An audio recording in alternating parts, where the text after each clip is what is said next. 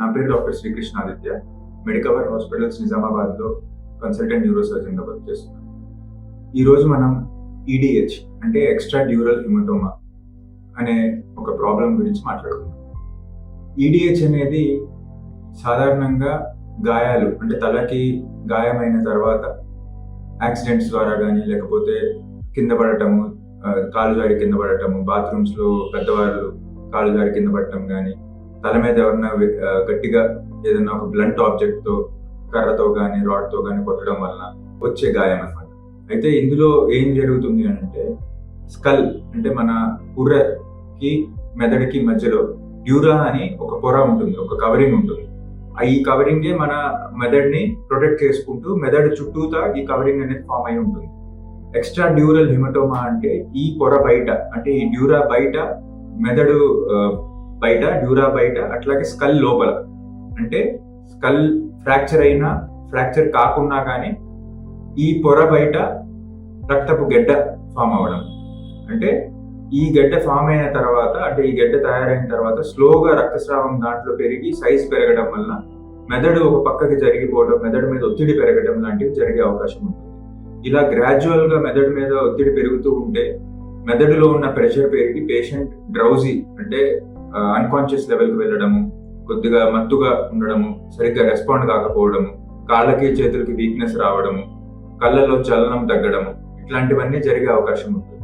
ఇదే మనం ఐడెంటిఫై చేసి దీన్ని ట్రీట్ చేయని పరిస్థితుల్లో ప్రాణాపాయం అంటే చనిపోయే అవకాశం కూడా ఉంటుంది.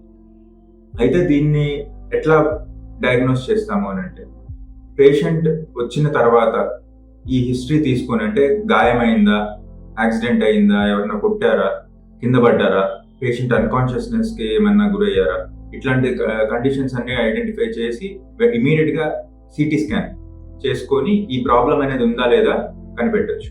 అయితే ఈ సిటీ స్కాన్లో ఈ ఈడిహెచ్ అనే వాల్యూమ్ దీన్ని దగ్గర దగ్గర 10 ml నుంచి 30 ml వరకు ఉండే అవకాశం ఉంటుంది సాధారణంగా. So depending on the volume మనము ఆపరేషన్ చేయాలా లేదా మందులు అబ్జర్వేషన్తోనే ముందుకెళ్ళొచ్చా అనేది ఐడెంటిఫై చేస్తాం. అయితే ఒకవేళ వాల్యూమ్ అనేది ఎక్కువ ఉన్నా, 30 ml కంటే ఎక్కువ ఉన్న, మెదడు అనేది ఎక్కువ పక్కకు జరుగుతుంది, మిడ్ లైన్ షిఫ్ట్ అనేది ఎక్కువ ఉంటుంటే ఇమీడియట్గా as early as possible operation చేసి క్రేనియోటమీ అంటాం.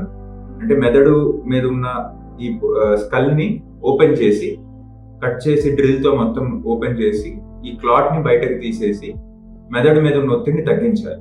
అలాగే క్లాట్ అంతా ఎవాక్యూట్ అయిన తర్వాత, అంటే బ్లీడింగ్ అంతా ఆగిన తర్వాత చెక్ చేసుకొని ఆపరేషన్ టైంలోనే మళ్ళీ సాధారణంగా వెముకని లోపల పెట్టేసి స్కిన్ని సూచర్ చేసేసి వస్తాం. ఆపరేషన్ అయిన తర్వాత కూడా మళ్ళీ ఒకసారి స్కాన్ చేసుకొని కొత్తగా రక్తం చేరుతుందా, లేకపోతే మనం చేసిన ఆపరేషన్తో ఈ రక్తం అంతా క్లియర్ అయిందా లేదా అనేది చూసుకొని, మెదడు మీద ఉన్న ఒత్తిడి తగ్గిందా లేదా చూసుకొని, సాధారణంగా పేషెంట్ కనుక ఇమీడియట్గా కాన్షియస్నెస్లోకి వస్తే నెక్స్ట్ 4 to 5 days వరకు అబ్జర్వ్ చేసి డిశ్చార్జ్ అనేది చేయడం జరుగుతుంది.